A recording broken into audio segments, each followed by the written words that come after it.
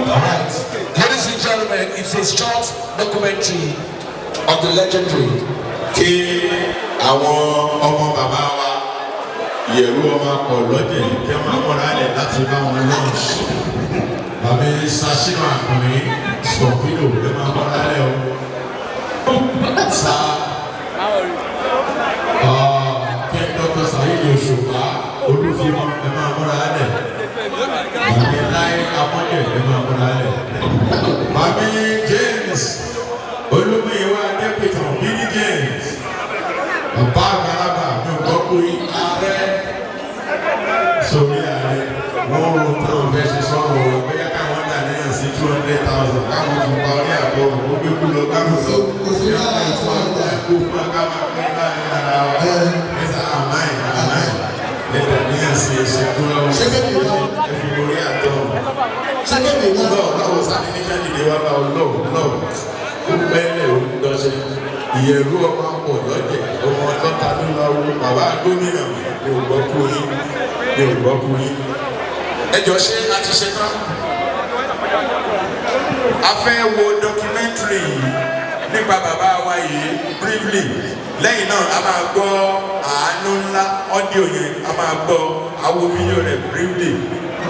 If time permits, I will continue pẹ̀lú lunch proper. Okay. Aláṣẹ Real Entertainment Services. Nobody can push him. The man who eventually checking out into the Fuji promotion. Bless him. I got you in the room. Ẹ jẹ́ àgbọ̀njú ayọ̀ sókè.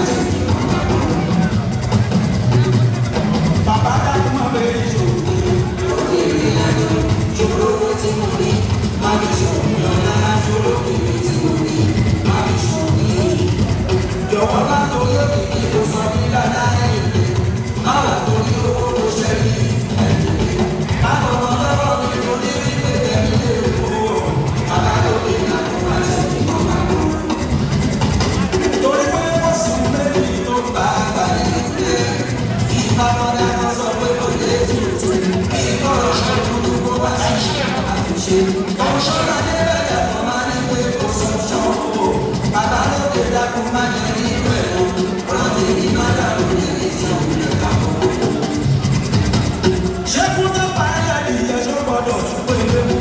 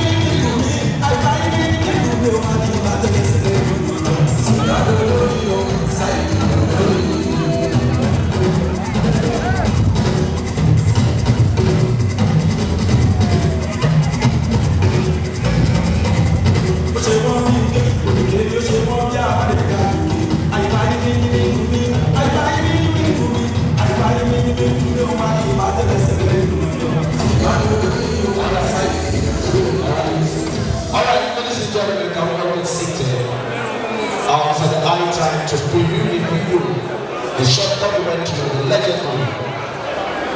They are sharing through the worldwide. My daddy, Alaji, Kollington. God bless you, daddy. Everyone going there, I want to perfectly get my chance. So now a privilege I'm talking in the presence of our family. Guys, gentlemen, are we ready? The capture is down. It's at the high time. I saw about delirium. What are you doing?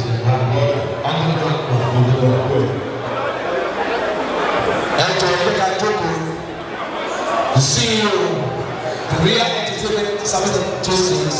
Another Princess Abdallah Aweni Akiyo. Another Ribe Musili Baribiri. All right.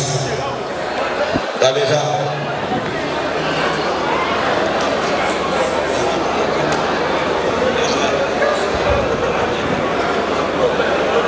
Ẹ jẹ́ kí Sabaika kó máa bọ̀ ìṣẹ́jú márùn-ún. The Kibla too. Oya. Before Kibla too, let's quickly run the short documentary of the legendary Bobby Kollington.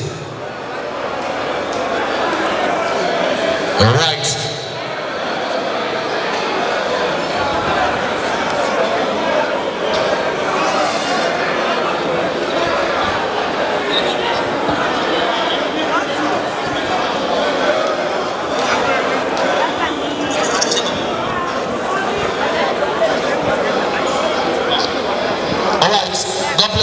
Bamiria Entertainment for the adequate support for all Fuji artists in Fuji world, giving them back-to-back supporting. We really appreciate it, and they are doing it. They will play it out. Yeah.